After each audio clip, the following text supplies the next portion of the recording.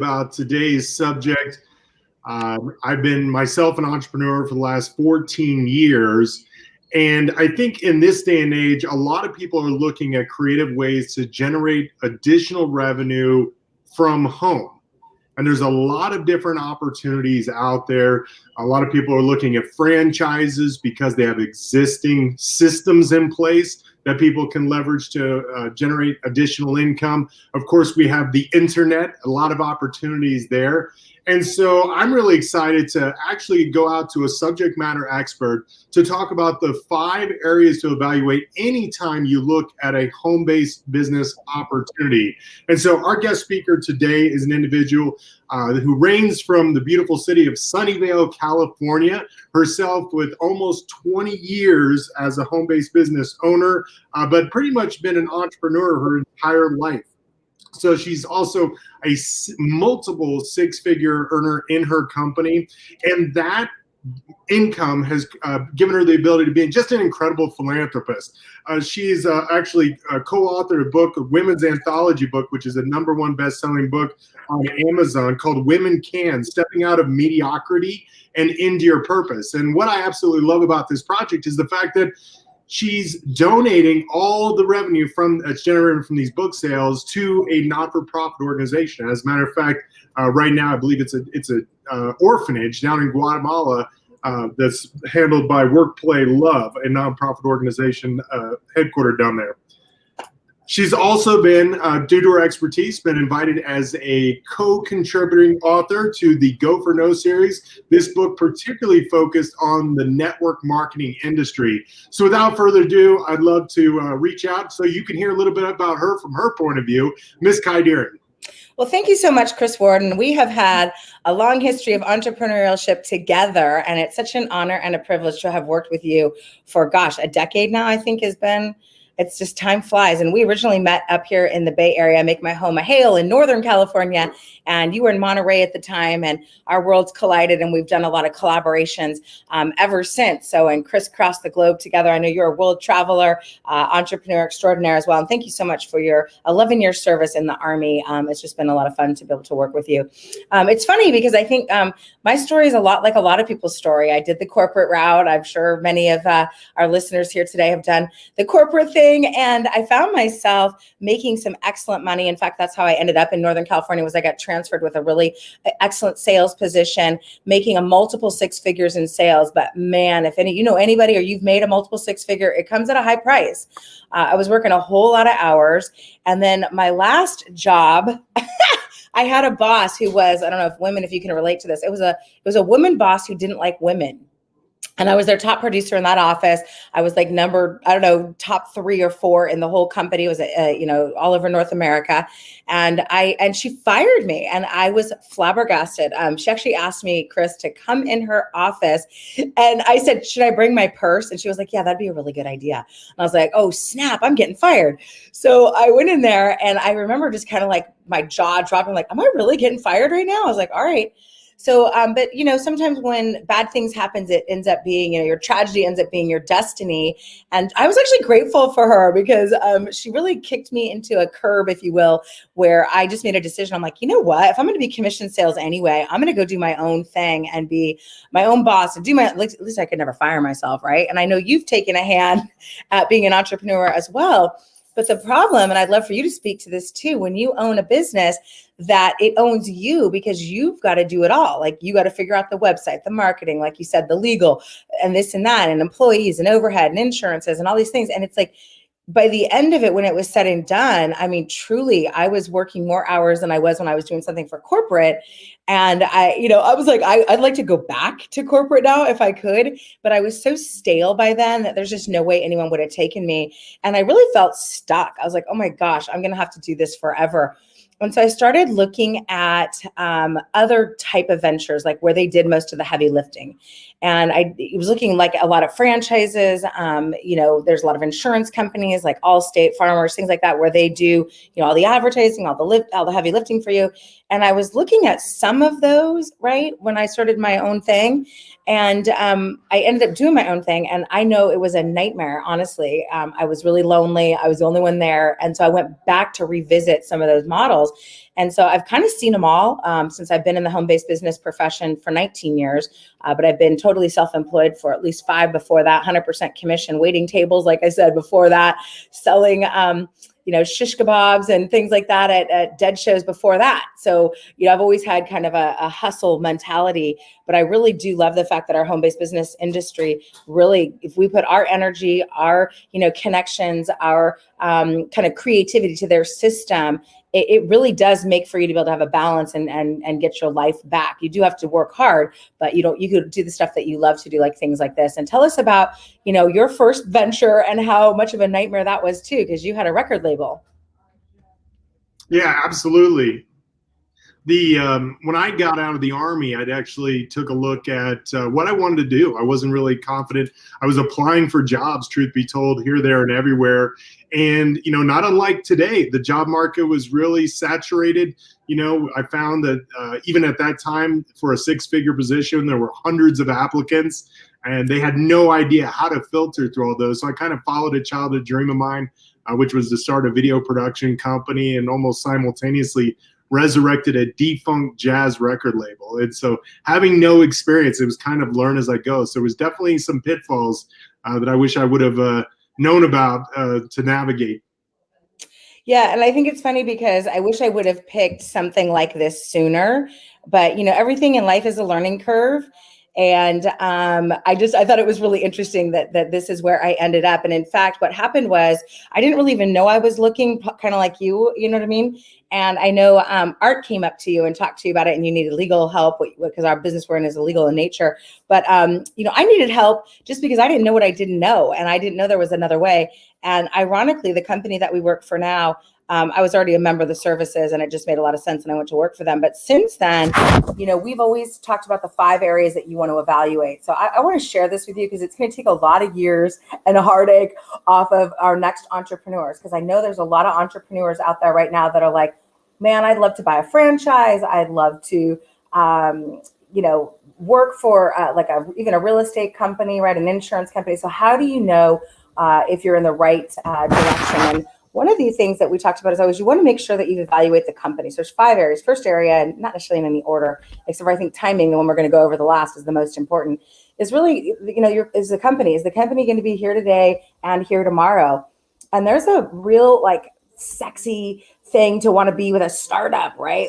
I feel like that people get, oh my gosh, ground floor, Chris Ward, because I know since we've been on top of our game in our companies, every real estate, insurance, other network marketing companies, other home-based businesses, they're always hitting us up. And I've never been tempted to jump, but I do look at that, and a lot of their pitch will come as startup, Bitcoin, you're going to be on the ground floor, and I'm like, eek. So I make my home in Silicon Valley, and I saw the .com and the .bomb. That was way back in the day when, there were socks.com and they failed, and just anything at all was a startup. And the stats are really staggering. And I may have these not 100% correct, but it's like 95% of startups fail in the first 5 years. And it's something like 98% fail in the first 10 years. And we've seen, right, Chris Ward, in this weird economy because, large legacy retail companies, restaurant chains go out of business because it's just, it doesn't always matter if it's a startup or a long-term company. There's risk in everything for sure. But just for me personally, I've seen a lot more risk on the startup side than I have in the well-established companies. And part of it is, it's like they're fumbling along, figuring out the systems. And I have a lot of friends that are in startups right now. And so they're like, let's say they're selling clothes on a startup. I have a friend who's in one of those. And the website crashes all the time. I mean, because it's just not set up. They don't have the infrastructure. They break the internet. They're like, oh, wow. So there's probably an argument for both. But we just want to make sure that if you look at the company, not only just the longevity of the company, but the second part of that is you want to look at their management team. Who is really at the helm of what you're working on? And, I'm not going to use any company names, but I have another friend who was talking about a company. Would you help me? Give me your opinion on this company. And I went and looked at it. And Chris Ward, their CEO and founder, had some serious white collar crime convictions prior, right? So I was like, did you know this? And they're like, oh, wow. And then when you're thinking about just like, who are you going to, if you're going to work really hard, because I know you're going to work hard at anything that's going to be your own business, you just want to make sure that, one, your reputation, if it's going to be on the line, that you've got something that's reputable, right? The company and the management team is something that you align with. For me, it's really about mission. I know that is for you too, Chris. We call ourselves social justice kind of crusaders. So it's really important that it not be something frivolous. Because I mean, over the years, I've sold things, represented things that I just didn't really care about, but maybe the compensation plan was killer. And so that is also a danger as well, which leads me to the second part of this. Is there anything you want to add to on the company before we go on to the second part of this? No, I think you absolutely nailed it with the management team being critical component to it, because as you see in a lot of those startups, we've evaluated companies in the legal side of the house where the board of directors didn't even know they were in the board of directors. People were just using their names to gain credibility for their startup, but in one of the pictures they had a gentleman who wasn't associated with the picture. So they had a great website. They looked authentic, but they were definitely up to some shady business. So. Yeah. And I mean, I feel for people, because we talk to people all the time that started with, a company where maybe their ideals didn't align, and they kind of just said, ignored their gut and just went for it anyway, because they liked the comp plan or the products and things like that. And so, for me, I've been with the same company for 19 years, and I know I see KK, my friend KK over there too. And, she's been with her insurance company for 22 years, and her father was there for 30 years before that. Like, that's the kind of legacy I want to leave, where it's generational. That, like I said, her and her dad have been there 55 years. Like, those are the types of companies that I want to put my blood, sweat, and tears into, because gosh, just to have the rug pulled out from underneath you at any time is really dangerous. And so, but we talked about, like, maybe somebody has, let's talk about the products and the services that something offers, because at the end of the day, a lot of companies offer the same types of products and services. I know our company is very unique in that there's not a lot of competition for what we're up to. There is some, for sure. I mean, I'm not naive enough to think that. But I think if you found a company and you align with the management team and they've been there a long time, and if you want to do the sexy startup thing, the Bitcoin, by all means, I'm not saying don't do that. But if you're looking for that legacy company, and you've aligned yourself there with the all of that, then it's number two is, what are they offering? And you really want to make sure and evaluate and be smart about it, because a lot of these companies play on your emotion, right? Hype you up, and not always telling the truth about this and that. And so it's just, be really careful that the product is something that resonates with you. No offense, Chris Ward. I'm certain you don't want to be in a health and wellness company where they offer skincare, because you're not going to come over to my house and say, hey, Kai, I want to give you a facial. Would you agree? Like, that product's not going to really align with who you are and what you're all about. And I know you're really into social justice as well. So it has to be something that you can align with, that you are in love with. And I see my friend Lulu here as well. And I know, she's with a company that does jewelry, and she loves the jewelry. It's got jewelry that means something, and you can put your kids' birthstones in it and all kinds of things. So, as long as the product is something that you can stand behind. So a couple things on the product. You want to make sure, number one, your competition. Sometimes these home-based business companies, you can have a lot of competition, because if you're in nutrition, unfortunately, where can you get nutrition, Chris Ward? Like, if I want a vitamin, where can I get it? No, everywhere. Just go down to Walgreens, Costco, GNC, Amazon. And I don't know that I want to participate in something that has that much competition. And some of these companies we've even seen, Chris, where, they're even competing against their own distributors that are quitting. And then now they've got stuff on, Etsy, or not Etsy, but eBay. They're selling their products on eBay because, they couldn't sell it to all their friends and family. They're garage qualified with all these things, and now they're expiring on their shelves and all that. So just be really mindful if it's a product, I'm not saying don't do a product company, but like how much inventory is it going to cost you? There's a clothing one where you've got to invest a few $1,000s every single time. And so you want to just make sure that it's something that everybody needs, everybody can afford, because sometimes some of these items are legitimately cost more through your home-based business or your franchise because they got to fuel a marketing system. And that's a real challenge too, because, if you were competing against like an Amazon, shopping center for the same types of products. Now, certainly most of the home-based business products, the reason they're home-based business is because they have superior products. They really do. I mean, and I shop a lot from home-based business. Am I wearing anything from home-based business? Usually I am. I'm wearing as I shop from other businesses and try to promote them as well. I do a on the fly with Kai where I interview, business owners. So I want to help them. So just make sure that the product really resonates with what you're doing. It's not everywhere else, that you don't have a lot of competition. And it's something that you could really hold your head up high and be proud about bringing it to the marketplace, your friends and families, and really neighbors. So Chris, I don't know if you want to add anything because you've seen it all too. We constantly are getting hit up. What was the last one we got was run my real estate company, do all my sales and training for my real estate. I got one of those recently. And I was like, yeah, no, it's not going to work. What about you, Chris? No, and I think you nailed it right there. And it's just looking for a product and service. It seems like a lot of people are trying to create the better mousetrap. So I see a lot of people that are starting to design the masks for going out in the community. I was like, I think we're already a year into it. It's kind of semantics now about how your mask is better than all the other masks that are available on the market. And yeah, you can make it match with your wardrobe. You can make, there's a million different little things. Like you said, in the health and wellness industry, there's my ingredient in my product is better than your ingredient in your product. And so at a certain point, you just kind of get into semantics. So absolutely appreciate you bringing that up. Yeah, and you don't want to be in a knockoff company that's easy to knock off. And you know what? Let's talk about, there's some technology home-based business companies out there. And there's a real danger in the technology arena as well, because let's say you really do have an incredible technology, some sort of a wearable, whatever. And let me just tell you, if you're a home-based business and maybe you're a startup, you're not going to have the same kind of budget as Apple. And if Apple likes what you're up to, they will bury you. I mean, their funds are endless. So I'm really leery of technology companies that are startups that are in the home-based business arena. They make me a little uncomfortable as well.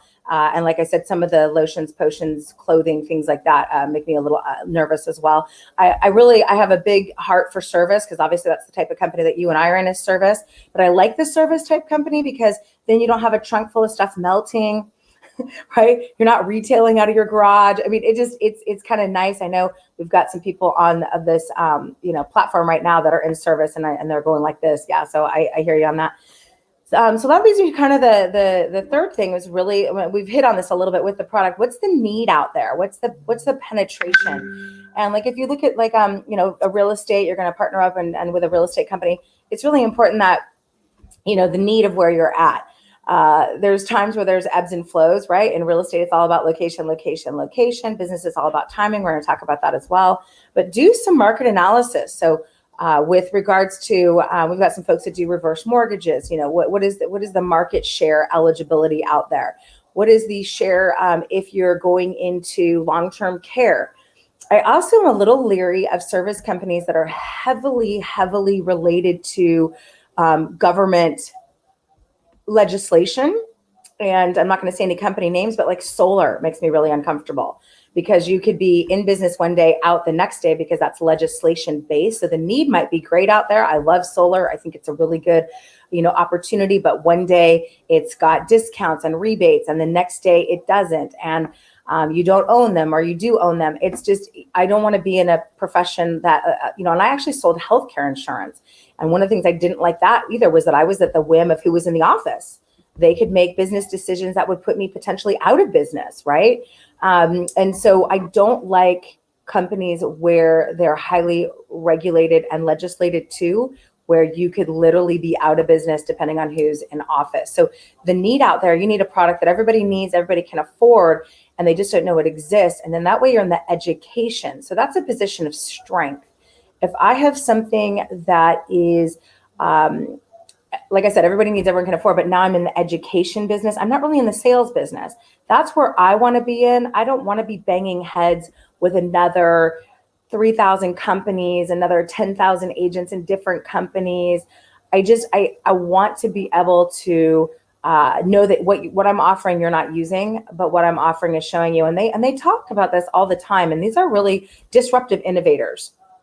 And so there's a big need, and that's why that's such a buzzword, because if you're a disruptive innovator, you can make millions and millions and millions, and you don't really have any competition. So you don't have to create your industry, you don't have to start your profession, but you have to disrupt it. And some really big ones we always talk about, Chris Ward, is like Amazon, right? They didn't create the retail space, but they disrupted it and put a lot of retail on notice, like, put some big retailers out of business because they disrupted it.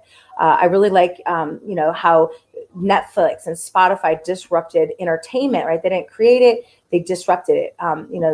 Good or bad or ugly, Uber did the exact same thing as well, right? Like they disrupted the transportation business model to a big extent. VRBO was first to the market, but they kind of lost their market share because they couldn't identify how they were in position in the marketplace, and Airbnb came in and smacked them, and that disrupted the way that we,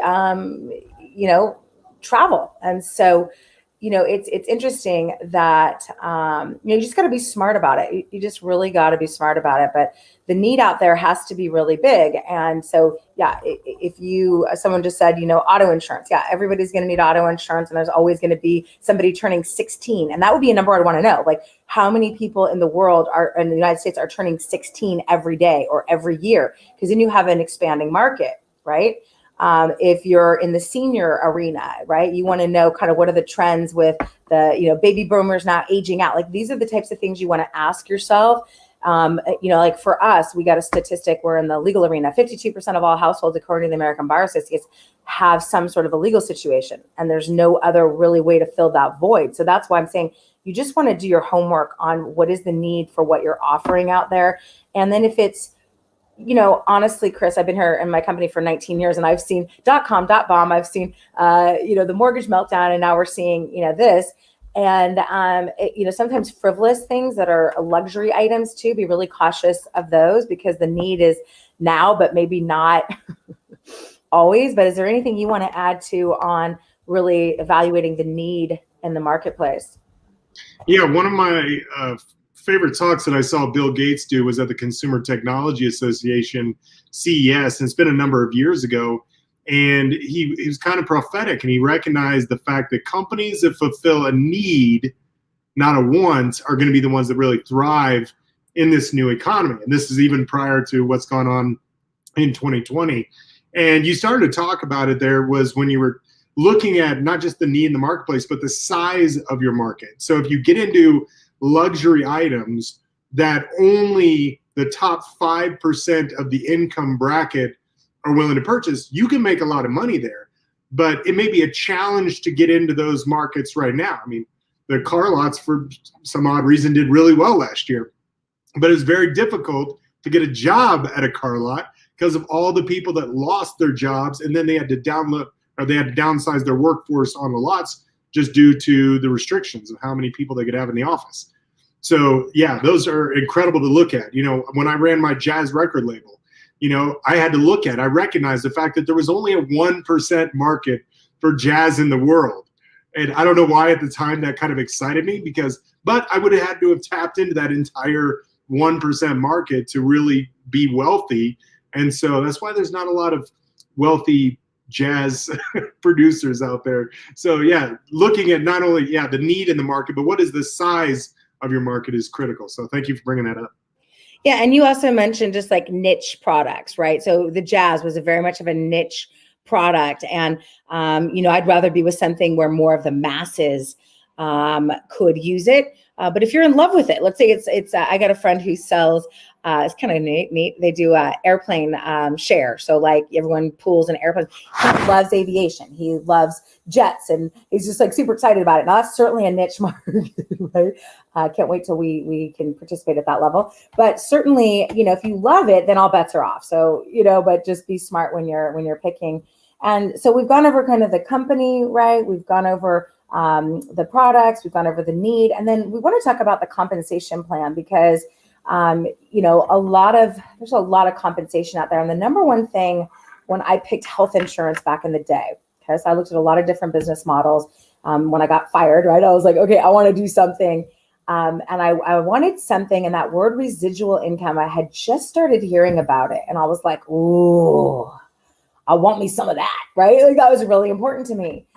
And so I went on a quest to kind of figure out what is it, how do you do it? Because I wanted to do something once and get paid over and over and over and over again for that transaction or that thing. And really there was a few professions that could do that. One, common is author. Well, I'm certainly not going to do that, even though I did get that chapter in the best-selling book, Go for No for the Network Marketer, because I didn't own that book, right? I did it for credibility and some other reasons. There's other reasons why you do it. And the book that we just wrote that I just had it here, the Giving book, right? Women Can. It's a giving book. We're not taking anything for it. 100% of it's going to charity. So, and I'm not a very good writer. I have a little bit of dyslexia. So I certainly wasn't going to be doing that. The music profession and the entertainment industry gets residual income, right? So you sing a song once, you get paid over and over again. I think it's always been said that Elvis has been dead, but he makes more money now than he did when he was alive. I know I look a little bit like Mariah Carey. Some of you can't see me right now, but I certainly don't sing like her. I was kind of priced out of entertainment, or not priced out of, but I was locked out of entertainment. I was locked out of, singing and all these other things. So the only other thing that could offer that would be subscription-based, right? Service, because some people think that they have residual income, but let me just really clarify this. If you have, a buying club where people are going to buy from you every single month and they're getting an auto ship, that is not, if you really look at the clear definition, because I get a lot of these folks that come after me and say, hey, come sell my product. We've got this killer thing. People are an auto ship. They're spending an average of, $250 a month at our shopping mall or things like that. That is not true residual income. True residual income is subscription-based. So let me give you an example. I'm going to use KK because she's here. It's auto insurance. That's true residual. They're going to pay it every month, not even think about it, right? Because a lot of times if you're on the auto ship, if they stop working that business, they cancel their auto ship. So it's a discount buying club. The reason that they're an associate or work for the company, sometimes they have no intention of ever marketing it, but they like the products or programs and they want to get the discount. So be really clear on that is not residual income. A good example of residual income that we can't participate in is like Netflix, but everybody's paying for it. So these subscription-based type of industries are the best. And typically we're not allowed to participate in those, right? Like we're always on the other end of it, paying it out. So if you want residual income, and if that's important to you, which it is important to me because, I keep picking on KK because she's on here, but, she bought her father's practice. It was generational as well. So I wanted a comp plan where you could will it to people. They could purchase it from you. They could, it's a real business. And sometimes, there's a lot of insurance type companies where you don't own your book of business, where the company actually owns it. I wouldn't do that either. Like that just wouldn't make sense to me. So, looking at the compensation plan, is it true residual income? Do you actually own the book of business? Can you actually sell it, will it, things like that? Does it require them having insurance? Where can you sell it? There's a lot of, restrictions when you're looking at a service or insurance type products, because can you sell it? Like I got friends in Oregon, could I sell it out of state? So that was part of my challenge with insurance, was I knew a lot of people everywhere and I just couldn't do it everywhere given my bandwidth, right? So a lot of people can be licensed everywhere and do it. So I like service. I like true residual, subscription based is what the word you're looking for, right? On there. And then I love the fact, like if you can do subscription and you can do, an upfront, I call it advanced commissions. That's fantastic too, because what that does is it basically gives you an interest-free loan. So check the compensation plan. A lot of times they're not going to charge you for that. Life insurance can do that as well. They'll give you a 1-year advance commission and then you'll get residuals. Some of them are declining renewals. So be sure to watch that, because you sell it once, it's not true residual level forever. It's for the first 5 years or the first decade or the first whatever. Again, consumables are not residuals. I want to be really clear on that. But subscription-based is. Chris, I know you've had a lot of experience with that, so I'd like to have you weigh in on income as well. Yeah, no, absolutely. I mean, when you talk about the compensation, we looked at the time I was doing album downloads. So this was back before the stream. I mean, you want to talk about just bad decisions all the way around. We decided to record jazz record labels. And then at the time, they started switching from people buying albums and CDs to doing digital downloads. So we do $9.99 digital downloads. Well, the streaming services have completely wiped out. When was the last time you downloaded an MP3? Never. Everybody pays for Pandora. Myself, I pay for YouTube subscription. That way I have complete access to their entire library, which is basically bottomless. I've never found an end to Pandora or any of the other subscription services. So, and with the consumables, I've been on the back end of that too, where I'll never forget, like I bought this. There was something that's supposed to help strengthen your mental awareness. And I got into a subscription of it, and I wasn't consuming it as fast as it was coming in. So I had to stop the subscription because now I'm like 6 bottles deep into this product. I was like, I'm not going to consume this if I'm just gauging off the rate of it. So I canceled my subscription. And to truth be told, if anything is obligatory annual, like that I have to sign up for a year, I don't do it. So I'm only doing month to month, because if I try your product or service and I don't like it, I'm canceling it right away. Yeah, and I think you hit on something again, which is that technology piece. I don't want to have anything to do with technology, because like downloading MP3s, it's passe now.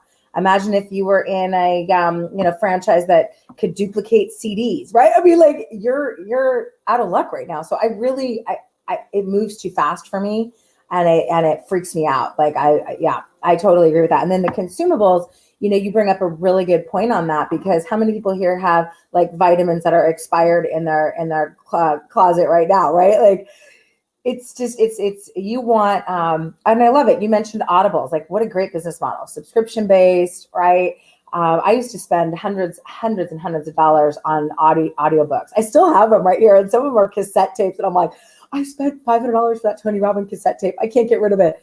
So anyway, just really think about your compensation plan and how does it work, and does it make sense, and evaluate it. And I would highly recommend too that an attorney review it too, just because there's things in there maybe that you haven't seen. And then the fourth area and my fifth area, and my favorite area to talk about, is timing, because the T in timing is way more important than the T in talent in every conceivable way. And it's funny. I have a friend, kind of a friend of a friend. We used to go to dead shows and hang out a lot. And I'll never forget, we were at a party one time and he was like, oh, I just went to work for Google. And we were like, Google schmoogle, what's that? Like we kind of made fun of him and hazed him a little bit. And we're like, that's silly. What does it do? And he says, well, it's this search engine thing. And we're like, oh, that'll never work. That's just silly. Now, Google, literally, I'm in Silicon Valley. If I go outside my door, it takes up like the next 2 exits north of me, every campus, everywhere. And so what was interesting was it was his timing. Now check this out. He was employee number 138. And he was a chef. Now, I'm assuming he's a really good chef, just so you know. I mean, he went to culinary school, and expensive culinary school, but he's a multi-millionaire now. And it had way more to do with his timing than it did his talent, right? Because you could be an incredible chef and get started with Google today, and you'd be an employee now number 138,000. And it's not the same opportunity as it was, when we were coming out of college and laughing about Google. And now, you could still work there. You could be the best chef on the planet, and it just wouldn't matter. You're not going to put yourself in a position like he was because of his timing. And I think that's super important. So you're like, well, Kai, this negates the startup versus the, legacy company. I'm so confused. I get it. I totally get what you're saying. And I appreciate the confusion there. And I'm going to address this for just a little bit. So it was said that if you really think about the multi-millionaires that have been created just really on the planet today, right? They have pretty much one thing in common. And my mentor taught me this, and I've seen it over and over and over again. They really have one thing in common. They got started before a company was really a household name before everybody had it, before everybody knew what they were. And that's really what we're talking about. But you don't have to be a startup to kind of be in that position. Okay. So let me give you an example. When a company first starts out, there's 4 stages of growth. And the first area of growth is formulation. And that's where these 95% of all these companies fail, is in those first 5 years, because it's formulation. Somebody's going to knock them off, right? Apple's going to come in and smack you and knock you off, or, you're not going to be able to figure out your systems, or your user experience is going to be so inferior because you crashed it. Your systems aren't working, everything that can go wrong will go wrong. And that's stage number 1, is that really that formulation stage. And then stage number 2, and all companies that survive and thrive go through this, is what we call concentration. And that's where, they're getting all kinds of customers, and, it's just a very short window of time where, like, all of a sudden it seems like things are overnight. And so, thanks, KK. So what happens is, in that position, is that's kind of like we're Uber, right? So, like, everyone's like, Uber this, we're like Clubhouse right now, right? Like, everyone's Clubhouse. You're starting to get all the buzz, but not everybody's using it. Not everybody's on it. Not everybody understands what it is yet. Right? That's the concentration stage. It's only been around 6 months.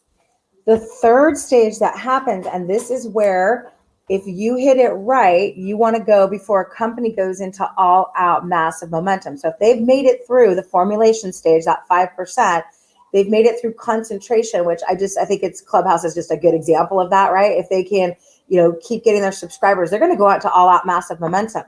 If you think about it, just if we're talking about social media, my mom got so the fourth area is stabilization, right? Where companies kind of tried and true, and everybody has it. Like Uber is in stabilization. My mom had a Facebook account, right? Party's over. By the time my mom gets a Facebook account, you don't really want to buy stock in it. You know what I'm saying? Like, party's over, right? So there is this magic window of time between concentration, momentum, where you want to get started with a company. And that's sort of like, if you could buy stock right now, let's say in Clubhouse, this would be the time to do it, right? And this is, and like Zoom did the same thing. Remember, they were kind of, in this whole formulation stage. Then I think, Chris, you and I are always kind of early adopters to things. We kind of like that stuff. I think it's kind of fun.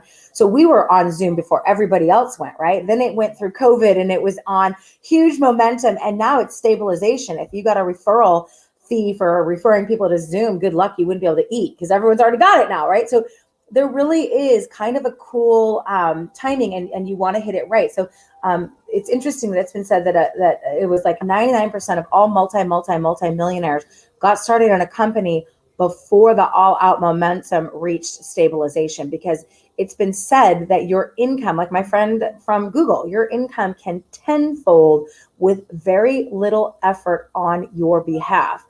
Why? Because of timing. And so I say that to say, when you're evaluating, a franchise, a home-based business, and whatever it is, a real estate company, it's difficult sometimes to hit that. So give you an example, like, I'll just give you our company. Our company is a 48-year-old company that has gone through concentration, and it's right now at the early throes of momentum, which means that, it's been, all the bugs are figured out. It's got the systems in place. But it's at the point that we call it the tipping point. If you've ever read Gladwell's The Tipping Point, he talks a lot about this, that, it comes to a point where just enough influencers, enough mavens, enough folks are really using it, talking about it, that it goes into this all out massive momentum. And so it's exciting to be a part of that, but hitting that and getting it right can be tricky. So just that's another thing, is to really talk about timing of whatever your product, company, and positioning is out there. And I know, Chris, you probably have some comments on that, because we talk a lot about timing, and I coach a lot of people about, hey, I'm looking at this, I'm looking at that. I got a guy right now looking at Bitcoin, and I'm a little on the edge on that one, because, is that concentration, but, it hasn't gone into all out massive momentum. Will it? I don't know, there's a lot of shady characters around there. So I don't know if that's something I want to align myself with, but I help a lot of people, like, kind of like, hi, I'm looking at this. What do you think? Like the solar thing and like the other thing. So I'm the jury's out on that one for me, but Chris, you want to share? Absolutely. So one of our mutual mentors had once defined vision as knowing where everybody's going to go and being there first.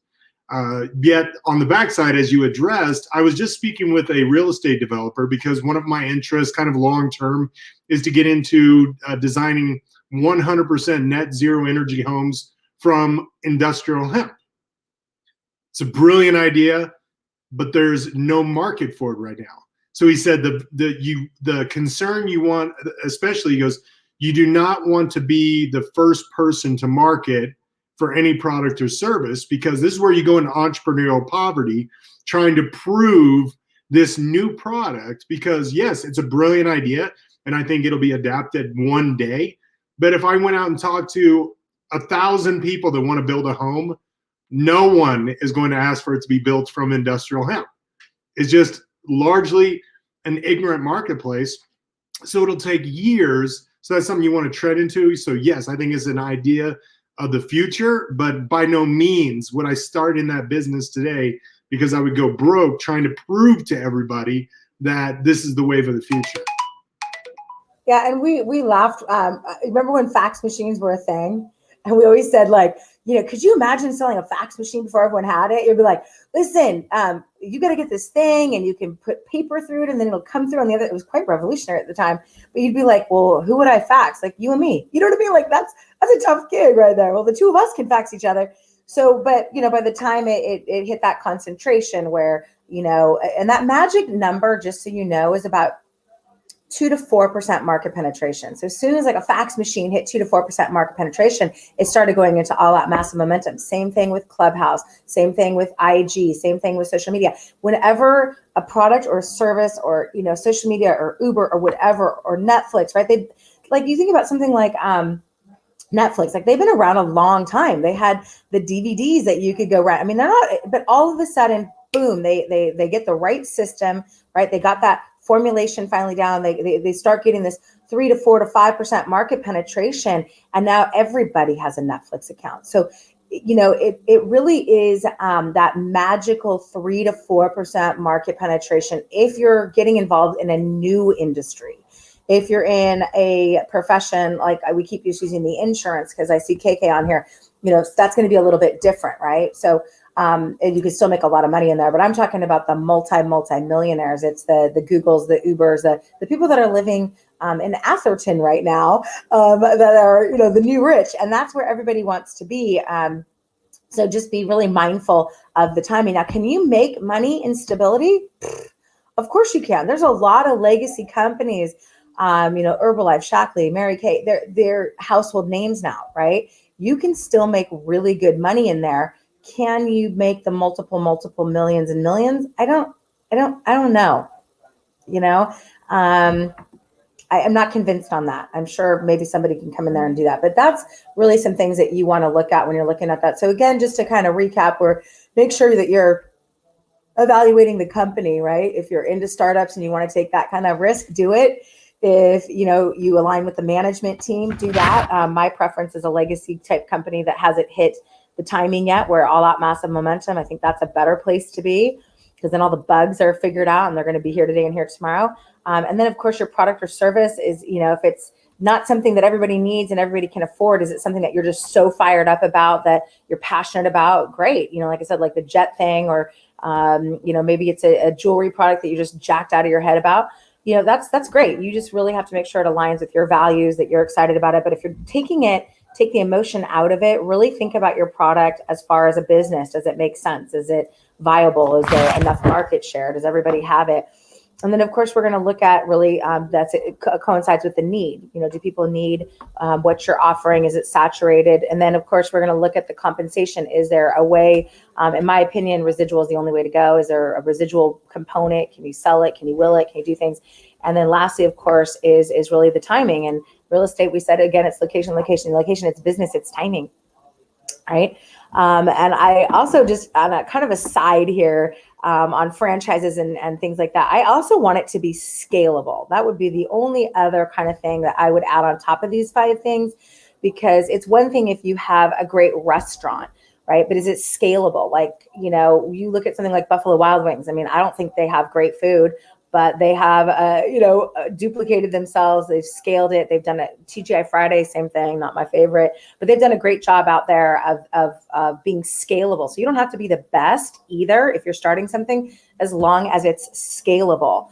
And so that's kind of the last thing I'm looking at, and I'm evaluating something. Can it grow with you without a lot of pain? Is it the infrastructure set up? Is legislation, in all the different states going to be a hindrance to you? Can you grow it if you want to? Can you grow it out of state? Can you grow it out of the country? Can you grow it, wherever, if you really want to go for the big money? I know, Chris, you and I are committed to wanting to earn $1 million a year in our home-based businesses. And, we've given this a lot of thought. I mean, you and I have chatted seriously late nights. I mean, you're in Colorado, I'm in California, but how many nights have we been on the phone talking about and dreaming about and thinking about, where really is the best place to be in business? And hopefully that helped you guys. I don't know, Chris, if you have any other quick thoughts before we, because I know you've got to go. We had an hour to do this, but I loved this. This was fun.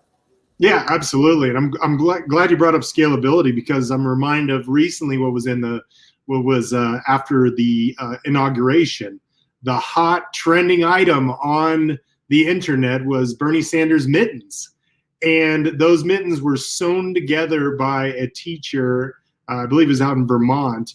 And so here's a perfect example where there's one person making mittens, and she had inventory, sold out. As soon as those mittens went and they found out where they came from, sold out in one day, and she's not been able to catch up to the need yet. And so what happens if people can't, because this is an instant society. If we can't buy it today, like Amazon, how mad do people get when it's like, what do you mean 5 to 7 days till delivery?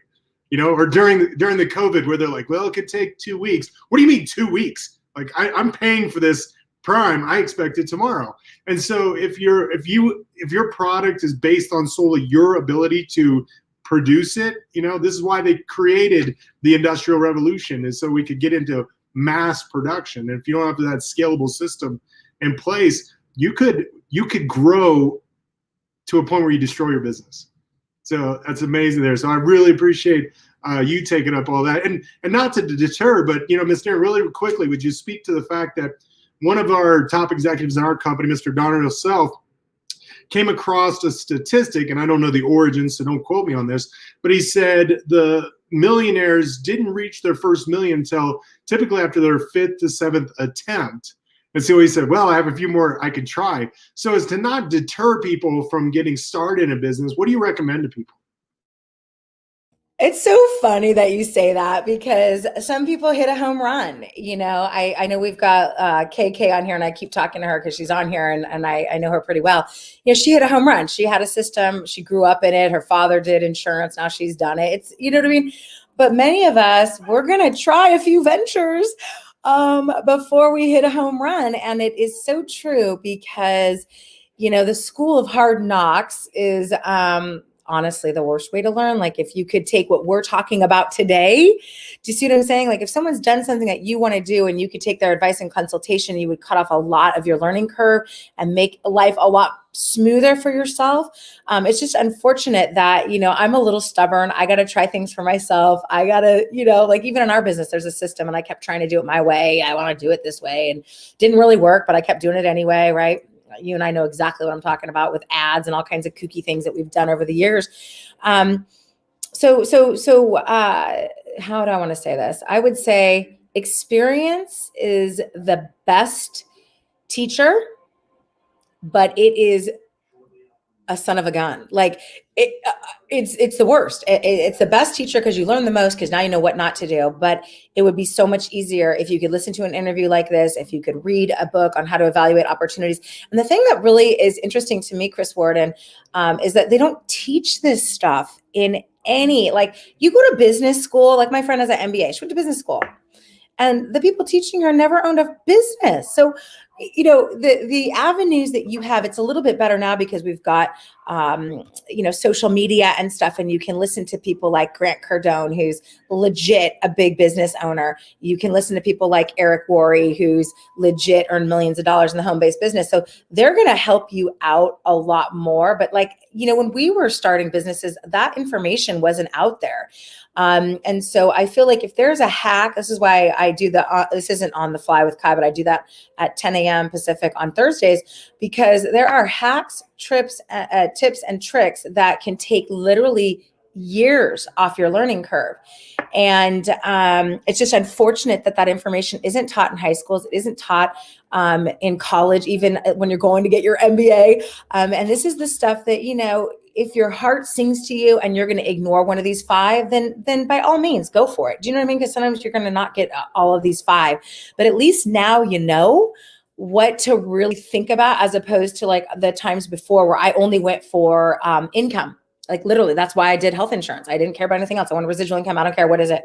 How do I get it? What do I have to do? That's not a great way to pick a business. I mean, I didn't like it. It wasn't fun for me. I didn't resonate with who I am inside.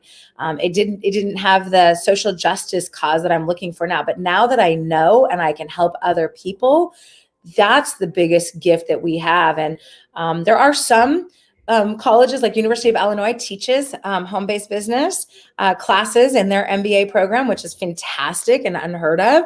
But yeah, if you want to get an education, why not listen to somebody who's done well in business and take some time off your learning curve, as opposed to trying at your own school of hard knocks.